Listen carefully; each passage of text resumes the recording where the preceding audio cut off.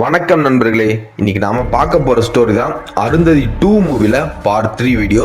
லாஸ்டா ரிலீஸ் பண்ண part 1 part 2 பார்க்காதவங்க பார்த்துட்டு வாங்க. அப்பதான் நாங்க சொல்ற கதை வந்து உங்களுக்கு புரியும். நிறைய பேர் பார்ட் 3 போடுங்கன்னு கமெண்ட் செக்ஷன்ல கேட்டுட்டே இருக்கீங்க. அதனால கேட்ட எல்லாருக்குமே இந்த ஸ்டோரியை நாங்க டெடிகேட் பண்றோம். வீடியோவை ஸ்கிப் பண்ணாம கடைசி வரைக்கும் பாருங்க. நீங்க எல்லாருமே கமெண்ட் செக்ஷன்ல நிறைய மூவி ஸ்டோரியை கேக்குறீங்க. அது எல்லாமே ஒன் பை ஒன்னா நாங்க கண்டிப்பா ரிலீஸ் பண்ணுவோம். அது வரைக்கும் எங்களுக்கு வெயிட் பண்ணுங்க நண்பா. எதுக்குன்னா ஒரு வீடியோ, அதாவது ஒரு மூவி ஸ்டோரி கிரியேட் பண்ணவே எங்களுக்கு ரொம்ப டைம் எடுக்குது. அந்த ஸ்டோரியை நாங்க ரிசர்ச் பண்ணி தான் கிரியேட் பண்றோம். அதுக்கப்புறம் அந்த ஸ்டோரிக்கு ஏற்ற மாதிரி வீடியோவை எடுத்து அதுக்கப்புறம் ஆடியோவை மெர்ஜ் பண்ணி எடிட் பண்ணணும். அதனாலதான் எங்களால டெய்லி வீடியோ போட சேலஞ்சா இருக்கு. பட் கண்டிப்பா நீங்க கேட்ட எல்லா மூவியும் நாங்க ரிலீஸ் பண்ணுவோம் சீக்கிரமே. அதுக்கு முன்னாடி நம்ம சேனலுக்கு புதுசா வந்திருக்க நீங்க கண்டிப்பா நம்ம சேனலை சப்ஸ்கிரைப் பண்ணிருங்க. மறக்காம நம்ம அந்த பெல் பட்டனையும் அமைக்கிறேங்க. சரி நண்பர்களே, ஸ்டோரி ஸ்டார்ட் பண்ணலாம் வாங்க. பார்ட் 2ல நீங்க பார்த்திருப்பீங்க, அந்த மகேஸ்வரியா அந்த மெந்து சாத்தானுக்கு பலி கொடுத்திருப்பாங்க. அடுத்து என்ன நடந்துச்சுன்னு பார்க்கலாம் வாங்க. அடுத்த நாள் அனுப்பிரியா மகேஸ்வரியை தேடி அவங்க இருக்கிற அந்த கோயிலுக்கு போறாங்க. அங்க போய் கேட்டா, நீ தானே நேற்று மகேஸ்வரியா மலை மேல இருக்கிற கோயிலுக்கு கூட்டிட்டு போனேன் அப்படின்னு எல்லாருமே சொல்றாங்க. அதை கேட்ட அனுப்பிரியாக்கு என்ன சொல்றதுன்னே தெரியல. உடனே அனுப்பிரியா அந்த சிவன் கோயிலுக்கு போறாங்க. அங்க போய் பார்த்தா ஏதோ ஒரு யாகம் நடந்த மாதிரி இருக்கும். அதை பார்த்துட்டு என்னன்னே புரியாம கீழே வராங்க. அப்ப வந்து அங்க சமரச முனிவர் வராரு. வந்து அனுப்பிரியா கிட்ட சொல்றாரு, நீ தேடி வந்த பொண்ணை இனிமேல் உன்னால பார்க்கவே முடியாது. அந்த பொண்ணை பலி கொடுத்துட்டாங்க. இனி எந்த ஒரு சக்தியாலுமே அந்த பொண்ணை கொண்டு வர முடியாது அப்படின்னு சொல்றாரு. அதை கேட்ட அதிர்ச்சியில எதுக்காக அப்படி எல்லாம் பண்றாங்க, யார் அவங்க? அந்த முனிவரை பார்த்துட்டு அனுப்பிரியா வந்து நிறைய கேள்வி கேட்டுட்டே இருக்காங்க.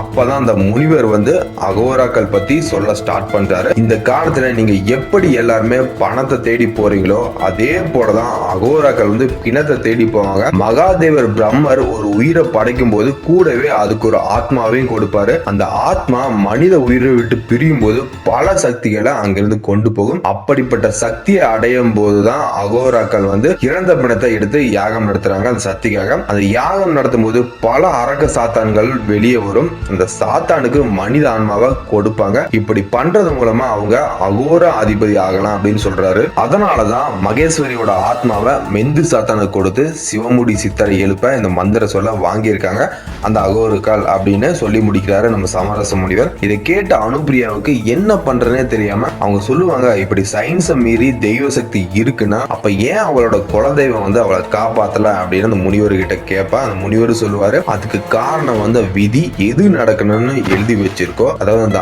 ஆதிசக்தி எழுதி வச்சதுதான் நடக்கும்.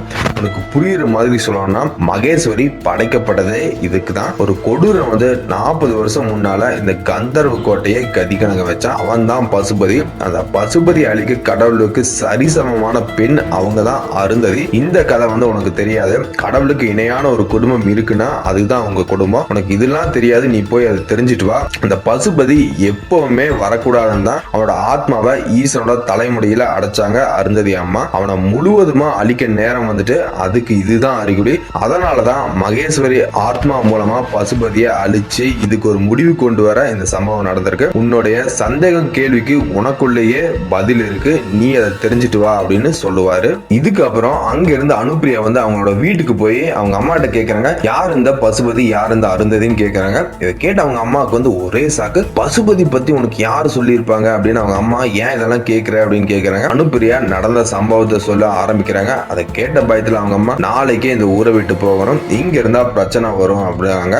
அதுக்கு கேட்காம அவங்க அம்மா கிட்ட மறுபடியும் யார் இந்த பசுபதினு சொல்லுங்க அப்படின்னு அனுப்பிரியா கேட்கறாங்க. இது நடந்துட்டு இருக்கும் போதே அந்த அகோராக்கள் யாகம் பண்ணிட்டு இருக்காங்க. அன்னைக்கு சிவராத்திரினால சிவமுடி சித்தர் வந்து உடனே அவங்களுக்கு காட்சி அளிச்சாரு. இப்போ அகோராக்கள் எங்களுக்கு வந்து அந்த பசுபதியோட ஆத்மா வேணும், அத அகோர அதிபதி ஆகணும் நாங்க அப்படின்னு கேட்கிறாரு.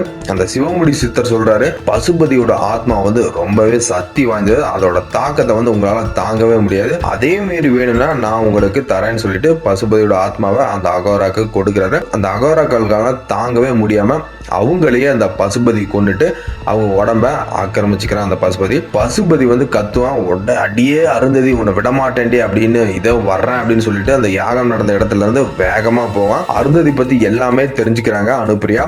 பசுபதி பத்தியும் தெரிஞ்சிருக்காங்க. பசுபதி ஆத்மா வந்ததும் அந்த ஊரே வறட்சி ஆகிற மாதிரி நமக்கு வந்து மக்கள் எல்லாருமே கொல்றான், எல்லாத்தையும் போட்டு அங்க இருக்கிற எல்லா மக்களையுமே கொல்றான். இதை தெரிஞ்சுக்கிட்ட அனுப்பிரியா அம்மா வந்து, அனுப்பிரியா எல்லாருமே ஜக்கம்மா கோயிலுக்கு கூட்டிட்டு போயிருங்க, பசுபதி அங்க இருந்து அரண்மனை போய் எல்லாத்தையும் நாசம் செஞ்சுட்டு ஜக்கம்மா கோயிலுக்கு போவான் அப்படின்னு சொல்றாங்க.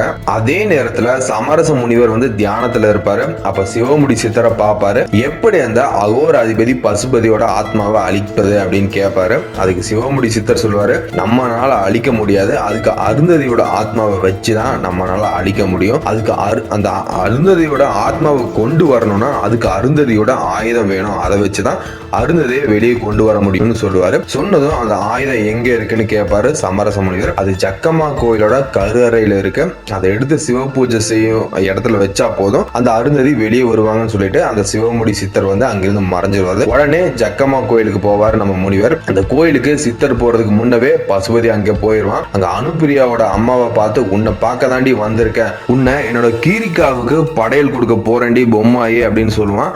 அப்ப அனுப்பிரியா வந்து பசுபதி மேல அந்த கோயில் அபிஷேக தண்ணீரை எடுத்து மேல வீசுவா. அதை பார்த்ததும் அனுப்பிரியா தான் அருந்ததியோட கடைசி வாரிசுன்னு தெரிஞ்சு அவளை நடு காட்டுக்குள்ள இருக்க அவனோட குகைக்கு கூட்டிட்டு போவா. அவன் கூட்டிட்டு போன அப்புறம் சமரச முனிவர் அந்த கோயிலுக்கு வராரு. வந்து நடந்த சம்பவத்தெல்லாம் தெரிஞ்சுட்டு அருந்ததியோட அந்த ஆயுதத்தை எடுத்துட்டு போறாரு. சிவ ஆலயம் பூஜை நடக்கிற இடத்துல அந்த ஆயுதத்தை வச்சுட்டு அவரும் யாகத்துல இருப்பாரு. அதே நேரத்துல பசுபதி அனுப்பிரியாவை குகைக்குள்ள கூட்டிட்டு போய் அவளை கட்டி வச்சு கீரிகா சாத்தனை வெளியே கொண்டு வர பூஜை செஞ்சுட்டு இருப்பான். சிவாலயம் பூஜை முடியவும் அங்க இருக்கிற அருந்ததியோட ஆத்மா வந்து வெளியே வரும். நேரம் அனுப்பிரியா உடம்புல போய் அனுப்பிரியா வந்து அருந்ததியா மாறுறாங்க. இது வந்து சூப்பரான சீன் இந்த கதையில. அப்ப பசுபதி சொல்லுவான், உன்னை பார்க்க தாண்டி இவளை இங்க கூட்டிட்டு வந்தது என்னோட நோக்கமே உன்னதான் என்னோட கீரிக்காவுக்கு பலி கொடுக்க போறேன், எந்த ஒரு தெய்வ சக்தியாலும் எதுவுமே செய்ய முடியாதுன்னு சொல்லிட்டு இருப்பான் பசுபதி. அருந்ததி அதுக்கு நான் இடம் கொடுக்கவே மாட்டேன்டா அப்படின்னு சொல்லிட்டு இந்த இடத்துல ரெண்டு பேருமே சண்டை போடுறாங்க. ஒரு கட்டத்துல பசுபதி வந்து அனுப்பிரிய உடம்புல இருக்கிற அருந்ததியை வெளியே எடுத்து அந்த ஆன்மாவை வந்து சக்திக்கு பலி கொடுக்க ஸ்டார்ட் பண்றான். அப்பதான் அருந்ததி வந்து பார்வதி தேவி சக்கமா மாறுவாங்க. பசுபதியோட உடம்பையும் அழிக்கிறாங்க, அப்புறம் அவனோட ஆன்மாவையும் அழிக்கிறாங்க. கடைசியா அவனோட பிரேத ஆத்மாவையும் அழிச்சு அந்த ஊரையும் பழைய மாதிரி எந்த ஒரு கெட்ட சக்தியுமே இல்லாம சரியாகுது. அடுத்த சீன்ல ஜக்கம்மா கோயில்ல திருவிழா நடக்கிற மாதிரி நம்ம ஸ்டோரியா முடிக்கிறோம். இந்த ஸ்டோரி வந்து கேட்கறதுக்கு கொஞ்சம் நார்மலா இருந்தாலும் நாங்க சொல்றத விசுவலா நீங்க நினைச்சு பாத்தீங்கன்னா இந்த ஸ்டோரி வந்து சூப்பராகவே உங்களுக்கு ஃபீல் ஆகும், அருந்ததி அந்த படம் மாதிரியே. ஓகே நண்பர்களே, அடுத்து வந்து வேற ஒரு சூப்பரான கதையில சந்திக்கலாம். நன்றி, வணக்கம்.